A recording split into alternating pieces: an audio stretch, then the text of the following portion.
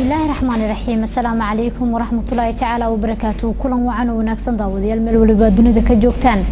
kusoo dhawaada wareysi gaar ah oo aan xafiiskiisa magaalada Muqdisho kula yeelanayno madaxweynaha Jamhuuriyadda Federaalka Soomaaliya Mudane Xasan Sheekh Maxamed Cilmiya fursadaha qaaliga ah iyadoo howlo badan ay ku yeelaan howsiisi bulshada Soomaaliyeed inaan uga warbixino waxyaabihii kala duwanaa ee dawladda Soomaaliya u soo qabsoomay iyo waxyaabaha ay rajeynayso in marka hore waxaan jeclaan lahaa inaan ku weydiiyo anoo markale kaaga mahadcelinayo fursadda aad siisay muddo sanad ay jirsatay dawladda federaalka Soomaaliya hoggaanka u hayso maxaa u qabsoomay dawladda Soomaaliya muddadaas aad hoggaanka u haysay mise jiraan caqabado la soo gudboonaaday muddadaasi oo ilaa hadda aan xal laga gaarin waa maasantahay mandeeq dawladda Soomaaliya sanadka la soo dhaafay sanad bilow ah oo runtii transitionkii oo laga soo gudbay oo hadda dawladda aan transition loo soo gudbay annagu aan ku qasbanayn waxyaabo badan oo dawladdu ku meel gaarkeed aan ku qasbanayn ayuu ahaa oo sharciyadii dawladnimada in asaaskeedii la dhigo runtii laba haddaan u kala qaado oo cilaaqaadka caalamiga iyo gudaha intaba dawladda sanadkaas muddada ahayd oo bilow ay ahayd oo wax badan oo ku meel gaarnimadii markay dhamaatay laga rabay ay qabanaysa wax badan u qabsoomay cilaaqaadkeena dibadda wax badan ka qabsoomay muxuu ahaay armis bixuna qabatayntii hubka oo dalka laga qaaday dawladda oo dalka Soomaaliya dib ugu noqday hay'adaha caalamiga sida bangiga adduunka iyo hay'adda lacagta adduunka iyo dawladdu waxay dib u noqotay Cotonou agreement-igi muxuu ahaay ay lahaayeen dalalka Yurub iyo Afrika iyo Pacific ay lahaayeen marka noqday aqoonsi caalami ah oo hor u jirnay taa dhinaca caalami wax badan dhinaca gudaha markaan u soo noqday dawladda wax badan u qabsoomay amniga maalintii dalka dawladdan ay imaanaysay meeshii uu joogo hore uga soo socday amnigaasi muddo soo socday oo soo dawladii ku meel gaarka ay wax badan ay ka soo qabteen laakiin meeshaan ugu nimid anaga wax badan ku darnay ciidanka Soomaaliyeed dib u qaabeyntiisii hoggaan cusub u yeelistiisii hay'adihiisa sameyntiisii qawaaniintii amniga dib u soo nooleyntoodii una qabataynta ay sheegayo la qaado markii ugu horeysay dadka Soomaalida dhaqaale ay leeyihiin oo ay bixiyeen in ciidanka Soomaaliyeed mushaar iyo maxaan ku raada xanaano lagu siiyo in ciidanka Soomaaliyeed qalab loogu soo iibiyo gaadiid iyo hub iyo wax walba loogu soo iibiyo ay dawladdu gaartay diyaar garowgii hay'adaha amniga dhismahoodii ayaa muddadaas oo dhan soo socotay marka waxaan leeyahay wax badan oo badan ayaa u qabtay dhinaca adeega bulshada dawladda Soomaaliya wax badan ay bixisay tacliin ay hadda dalka siisaa 40,000 oo arday ku dhawaad ayaa muddada sanadka ah yaa iskuulaadka public ah oo aan lacag lagu biiriyay macallimiina la qoray barnaamij badan marka dawladdu sanadka waxba laakiin marka tiraadid maxay ka gaabisay wax badan ay ka gaabisay dawladdu waxay ahayday waxa aan meeshan u soconay maynaan gaarin inkastoo meeshan u soconay 2 sano 3 sano 5 sano xataa 10 sano aan ugu gaari karin laakiin haddana inta aan rabnay inta kaga badneed sanad bilow ah waan soo qabanay hadii alla yiraahdo dad badan oo Soomaaliyeed waxay sheegaan inay jiraan dhaliilo la xiriira in dawladdu ay ka gaabisay dhanka ammaanka sidoo kalena waxaa jira dagaalo ka soo cusboonaaday qaybo kamid ah gobolada wadanka Soomaaliya oo la sheegay inay ku leeyihiin ciidamo ka tirsan dawladda Soomaaliya maxaad kala socotaan ciidamadaas la sheegay in dagaalada ku leeyihiin maxaa sidan kaga qorshaysan wax ka qabashadooda maya anagu ciidamada dawladda Soomaaliya dagaal ay beela ku qaadeen oo jiraahi ma jiro waraad lama ahan propagandooyinka iska yar oo dadku deeun ay ku furaan ay kamid yihiin kala aamin baxa mujtamaca dhexdiisa ka jira ay kamid yihiin laakiin dawladdan ciidankaas aan sheegayno oo juudaas u galnay inuu inta baxo dadka Soomaalida oo laayo oo dib u geystay marna kamid ma aha barnaamijka Soomaalida khaladaad way imaan karaan khaladkii yimaadana waa laga daba saxayaa maantadaas aan hadlaynaa aan kula hadlayaa ilaa iyo 3-4 guddi oo wasaaradda gaashaandhigga iyo taliska ciidanka ka tirsan ayaa gobolada dalkoo dhan ku maqan dib u soo qiimeyn si ay ugu sameeyaan ciidamada iyo waxa dawladdu ciidamada u qabatay iyo meesha ay gaareen iyo sida u gaareen mushaarka askarigu ma gaara raashinka dawladda ay bixisay ma gaara askari kasta meeshiisa ma ku helaa dib u soo qiimeyn in la sameeyo khaladaad way soo bixi doonaan waana la sii saxayaa waana markii afaraad oo sanadkaas gudihiisa la diro guddiyo soo baara wixii meeshii loogu talagalay inay gaareen in kale marka ciidamada runtii horumar badan ay sameeyeen wax badanna way u dhiman yihiin laakiin waxaan leeyahay maanta Soomaaliya way ka ciidan wanaagsan tahay way ka ciidan badan tahay way ciidankeedu uu ka qalabaysnaan og yahay waanu ka nolol fiican yahay sanadka hor sidoo ahaa dawladda Soomaaliya caqabadaha ugu badan ee ku horgudban waxa la sheegay inay yihiin xoogag ka soo horjeeda dagaalada kula jiray al-shabaab waxaa jiray isbedel sidoo kale lagu sameeyay taliyaashii ciidamada dowladda ee Soomaaliya oo dad badan ay sheegaan in ay ka faa'iideysteen al-shabaab weerar badan oo ay ka fuliyeen gudaha wadankan ay u suurtagelisay ma isleedihiin waa lagu degdegay taliyaashaasi xilaalka laga qaaday sidoo kale sama jiraan dadaalo aad doonaysaan inaad wada hadal kula furtaan xarakada al-shabaab mar haddii 20 sano lagu guuleysan waayo dagaal wadanka ka dhaca dadka Soomaaliyeed horta waxaan sheegaa darajada dawladda boos labaad 20% oo super loo haysto wiligiis la lahaanaya ma maalin boqofaa joogo madaxweynenimada anigu shalay ma joogin maanta aan joogaa birina ma joogi doono marka taliyaha ciidankana nima joogi jiray mid kala yimid maanta mid aa joogo biri mid kala joogi doona marka ma aha wax oo qariib ah in la isbabadalaayeen sunnada dawladnimaday ka mid tahay oo meesha la isu baneeya markii muddo la joogo qof cusub iyo dhiig cusub iyo fikir cusub anagu waan nimiday dawladnimada talaabo cusub iyo hanaqaad cusub aan keenay qor isu dhiibay raggii hore ciidamadii way soo dhiseen meel ay soo gaarsiiyeen kuwa hadda aan magacawnana meesha inay ka sii qaadaan meel kale sii gaarsiiyaan kadibna kuwa kale ay meesha ka sii qaadaan rabnaa horta waxaan rabaa fikirka dadkeena inay sidaa arkaan nin la jecel yahay iyo nin la neceb yahay iyo mid la doorbiday iyo mid laga doorbiday midna ma jirin hadba ninkii aan u aragno loogu roonaanayo dalka iyo danta masaalixda ayaan waxaan qabaa hogaanka cusub ee ciidamada ama militariga ha aado ama booliiska wax badan ay ka bedeleen shalay oo jirin dadka Soomaaliyeedna way arki karaan wayna taaba karaan horumarka yimiday sida kii laga bedelayba maalintii uu qabanayay oo ka soo qaaday oo meel u keenay ayuu kana meel u keenay marka anu fikirka saasaan ka qabaa wax ma u qabsoomeen wax ma ka dhiman yihiin wax badan ka dhiman oo wali u qabsoomin shabaabna kama ayan faa'iidin isbedelka iyo waxa yimiday isbedelku ma ahayn taliyaasha ee dhismihii ciidamada dib loogu noqday ya keentay in maanta ciidamadeenu meesha hore way ka duwan yihiin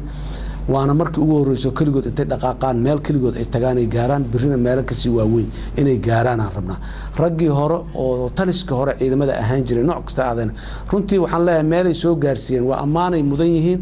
kuwanina meeshii ka sii qaadaan meel ay goodi doonaan meesha meel ka sii kuwa kala biri imaan doono sii gaarsiin doonka marka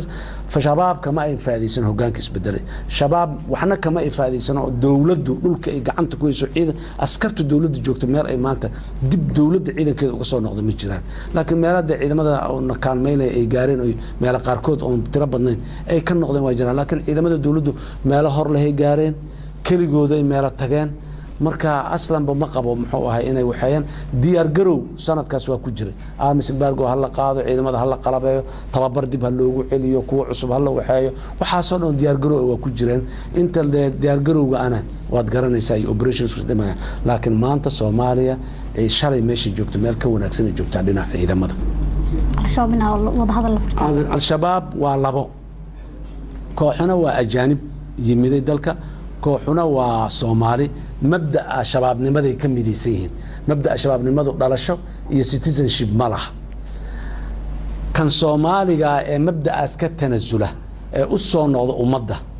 dalkan dalan ahayn malaha cid kalena ma jirto dawladuna way soo dhaweynaysaa waana la heshiinaya waana la qaabilaya dalkiisu soo noqdo laakiin fikirka shabaabiga ah ee dhahayo dal Soomaaliya la yiraahdo ma jiro iyo dawlad Soomaaliyeed ma jirto iyo dalkan muslimiinta oo dhammaan leh fikirkaas ninka qabaahi Soomaaliya waxba uma hayo dawladuna fikirkaas waa fikirkay la dirsan tahay shakhsiyaadka lama dirsan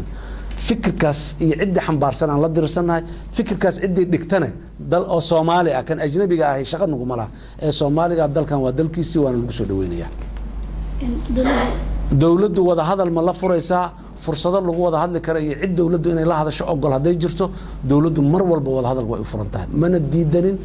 shalayna waa sheegnay maantana waa ku celinayna dawladdu goob kasta iyo goor kasta cid kasto Soomaali ah inay la fariisato oo danta maslaxada kala hadasho waa u diyaar awalna shalayna diyaar oo maantana waa u diyaar laakiin fikirkaasi tala naga ma dhaxayso anagu fikirka shabaabiga ah kan Soomaaliga iyo kan ajnabiga kii wataba tala nagala ma dhaxayso danta iyo maslaxada dalkan iyo dadka Soomaaliyeed oo anagu aan u dhaaranay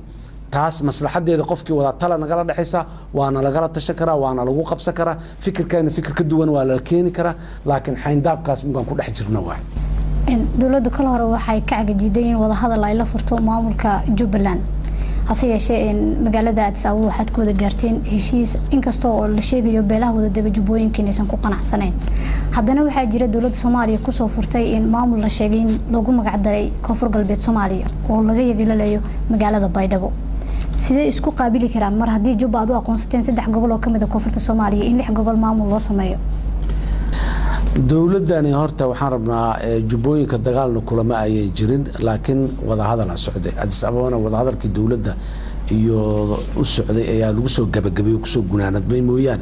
sanadii wada hadalku soo socdeen muddada muxuu ahaay bishii muxuu Agoosto ee la saxiixay heshiiska wixii ka horeeyay 3daas gobol maamulku meel gaar ah ayaa dowladda u sameysay dadka Soomaaliyeed ee isugu tagay magaalada Baydhabo fadhiyana waxaan leenahay in dadku isku yimaadeen ay tashadaan waa fikir aad iyo aad u fiican waa soo dhaweynayna laakiin ayagana waan kula talinay haddana wali waa ku celinaynaa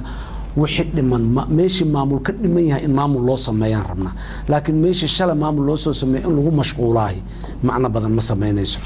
maamul 3 gobol waa sameeysan yahay gobolada kale oo dhiman oo dhan rabnaa maamul in loo sameeyo waxaan leenahay waxa waaye war aan ku mashquulno waxaan naga maqan jariskooda waxaan haysanaa maamul kasto maanta Soomaaliya ka dhashay ama ka Jubbaha aado ama kii kale dhalan doona ha ahaadeen waa ku meel gaar ilaa hal qof iyo hal cod dadka Soomaalida ay ka gaaraan marka anaga dadka Soomaalida inay isu yimaadeen oo wada fadhiistaan oo wada tashadaan waa soo dhaweynayna waa dhiirigelinayna maamul samaysanka waxaan leenahay wixii noo sameys waa noo sameysmaan waxa noo dhiman aan sameysano horena aan u sii socono waxaa jiray shirar kala duwan oo dowladda Soomaaliya ka qayb gashay dhaqaalaha lagu ururinayo wadanka Soomaaliya deeqahaas kala duwan ay lagu deeqay dowladda Soomaaliya ma idin soo gaareen deequhu nidaam iyo qaab ay jira ay ku socdaan ay nagu soo gaaraan lacag aad iyo aad far badan adduunyada ballan qaada Soomaaliya meel u taalo oo ka bilaabanaysa 2014 hadda qaabkii deequhu dood ka bataagna waa la ballan qaaday qaabkii loo maamuli lahaa iyo mashaariicdii lagu dhaqan gali lahaa iyo waxaas ayaa qaban qaabadoodii socotaa laakiin waa deeqdu way imaanaysaa mar dhow waliba iyadoo tiro badan ay imaan doontaa hadii la yiraahdo mudane madaxweyne dowladihii ku meel gaarka ah idinku horeeyay wadanka ka talinayay intooda badan waxaa ragaadiyay khilaaf soo kala dhaxgalay madaxweyne iyo ra'iisul wasaare hase yeeshee hoggaanka markii ay qabato waxaad ballan qaaday inuusan dhici doonin khilaaf soo kala dhaxgalay madaxweyne iyo ra'iisul wasaare inkastoo uu dhacay hasaatee loo guul gaaray dastuurka dowladda federaalka Soomaaliya ayaan kala saarin awoodda labada mas'uul ee madaxweynaha iyo ra'iisul wasaaraha mise waxaa jirta faragelin shisheeye horta waxaan rabaa dowladihii ku meel gaarka ahayd ee ku meel gaar ay ahaayeen duruufo gaar oo iska ciriiri oo dhib badan way ku sugnaayeen sharciyadana wax badan baa si ka ahaa inkastoo sharciyadu wali wax badan iska waxaan horta dalkan sharci uu leeyahay dastuur aan qabyo ah oo dhameystirnayn uu leeyahay annaguna dastuurkaas aan qaadanay oo aniga la igu doortay oo maamulka iyo dalka lagu dhisay isagaasaan u hoggaansamayna haddii marka dastuurka siduu nafarayay wadadu tilmaamaya la maro anuma qaba inay khilaaf iyo cabsi iyo ay tahay dastuurkan waxa loo sameeyay kala ra'yi duwanaansho markay timaadaahay oo khilaaf u yimaado ama waa in la isdilaa ama waa in sharci lagu kala baxaa leesma dilin sharciga sidoo qoraya lagu kala baxay waxaan proof garayno dad dawlad Soomaaliya ay muujisay dawlad sharci iyo nidaam leh baarlamaankeedu waajibkiisu gudanayo dastuurkii la ilaalinayo inay tahay mana dhahayo khilaaf iyo muxuu cabsi baa jirtay iyo waxba dhacay waxba ma ayan dhicin ra'iisul wasaaraha aniga wax shakhsi anaga ma dhaxaynin saaxiibaan shalay ahayn maantaan saaxiibanahay mugu jagada ka tagay kadib aan u soo nimaadaan sheekaysanahay muxuu ahay kaftana arintan waxay ahayday maamul dawladeed anaga dawlad samaysankeena ka mid tahay haddii bari dastuurka intaan bedelno si kale oo aanan buuq loo maqlaynin in xaajid kuna laakiin shalayna waa la kala ra'yi duwanaanayay maanta waa la kala bari waa la kala ra'yi duwanaanaya laakiin muhiim waxa ah ra'yi kala duwanaanshaha sida loo xaliyo aad baan anigu ugu faanayaa waana ku hambalyeynaya waliba baarlamaanka iyo dawladda in dastuurkii la ilaaliyay wixii aan ku heshiinay shalay ayadoo mushkiladaani aanay taagnayn wixii aan ku heshiinay in lagu dhaqmay oo lagu meel maray waxaan leeyahay waa ididiile iyo fafaalo cusub oo dawladnimada soo kordhay dadka Soomaalida cabsida iska yareeyaan ha ku kalsoonaado shuruucda ay leeyihiin iyo dawladda ay leeyihiin iyo madaxda dawladdaasi ay u doorteen ay leeyihiin ma dhacayso khilaaf iyo isdil iyo burbur midna laakiin qawaaniinta iyo shuruucda iyo wixii shalay lagu ballamay waa la dhaqan gelinaya hadii alla yiraahdo ugu dambeyn mudane madaxweyne sidoo kale dawladihii hore waxa lagu eedeyn jiray inuu jiro musuqmaasuq dhawaan yusro oo ah in ahayd hogaamiyaha ama gudoomiyaha bangiga dhexe Soomaaliya xilka way iska casishay maxaa iyana taas sababay maxaas idinkaga qorsheysan maadaama sanada 2016 ay dawladda Soomaaliya qorsheynayso in doorasho xor wadanka ay ka dhacdo sidee isleedahay waa lagu gaari karaa والله ده قف صومالي أو مسؤول أو حلو ديبي أنا وحلكي ما هين كره واسك عزلي هدي ويرادو أنا وعيب وماركو أسبابته اسكو عز الشيء وحان جعلان لها أيضا إن لويديو أو أيضا أي كهذشو بابليك لا أو هذشو هدي لجاري كراي لكن أنا مركان مجعابة هي خاصة وحان كدح أركاي إن أي واي أركتهاي خبرات دار أي لا هاي ayna muuqato rekoorkeeda ayna u shaqeyn karto ummadda ay wax ka bedeli karto muddo kooban ayna joogtay gabadhii markii dambe way iscasishay casilaadii markii soo gudbisana aniguna waan ka aqbalay waxaan isleeyahay oo kaliya markaan aniguna ayadina ma aan arag oo intaan la fariisto maxaa kugu kalifay oo isku casilaysaa iyo maandeen waxaan isleeyahay oo kaliya waayo aragnimadii ay leedahay 20 sano iyo bangiga ay ka soo shaqeysay oo caalamiga ah iyo standardskiisi iyo wixii ay rajaynaysay taqiinay waxay meesha ugu timid baa kala duwanaaday marka de meesha waxay ugu timiday markay aragtay inaan hawsha qaban karin inay ku qanacday inay maxaan ku iraaday dhibaato kala jirto anaga aanay noo sheegin inay ku jirto asbaabtu isku laakiin anigu waxaan qabaa muddada ay joogtay shaqada haysay waa aad iyo aad ay uga yartahay muddo lagu baran karo duruufaheena iyo dhibaatooyinka haysto meeshana in dhibaato ay jirto waa wixii ayada loogu doortay ahayd kan dambe imaan doonana waxa loo dooranaya waxay tahay meesha inay dhibaato jirto oo dhibaatada uu dalka ka saara la rabo marka mas'uuliyadda dalka maanta la isku dhiibayaa la shari ama raaxaysi ma aha riski leedahay waa meel aad iyo aad u dhib badan meelan wax ka bilownin meel samaysan u baahan waa meel oo socodsiin u baahan ma nidaam jira socodsiin kaliya ma ahana nidaam la sameynaya marka dadku waan rajaynaynaa inay kartidaas yeeshaan annaguna magaan dadaalnay yusur waa isugu roonaanay dawladnimadana waa ugu roonaanay wax kale oo aan ku dooranay ma jirin iyaduna hadii anigu ma wadi karo wixii ay tiri oo iska dhigtay qof kale Soomaali ahaa meesha ka sii wadi doono laakiin bangiguna waa jiraya governorna wuu yeelanayaa bangiga hadii la yiraahdo rajada marka 16 in doorasho ay wadanka ka dhacdo 16 anagu waa qorshe iyo go'aan dawladdan ay gaartay 2016 in dalkan doorasho ka dhacdo waan ku soconaa waan ku shaqeynaynaa ilaahan tala saaranay 16 waa gaari doona mugan gaarnay ima gaarin dhii doona aadan kaaga mahadcelinayna mar kale in madaxweyne waqtigaadna siisay fursadaad noo siisay oo mahadsantahay guud ahaan daawadayaal inta ayaan ku soo gabagabeynaa wareysigii gaarka ah ee xafiiskiisa magaalada Muqdisho kula yeelanay madaxweynaha Jamhuuriyadda Federaalka Soomaaliya Professor Xasan Sheekh Maxamuud waxaadna socodsiinay wareysigaas aniga Amandeeq Maxamed Axmed filim qaadistii Yaxya Maxamed Axmed Ayaash iyo waliba Cabduqaadir Cabdullaahi Axmed Gacal iyo waliba farsamadii Aftaax Maxamed Hiloole gabaandoona isku duuban waxaan kaga tagnaa sidaas nabadgelyo salaamu alaykum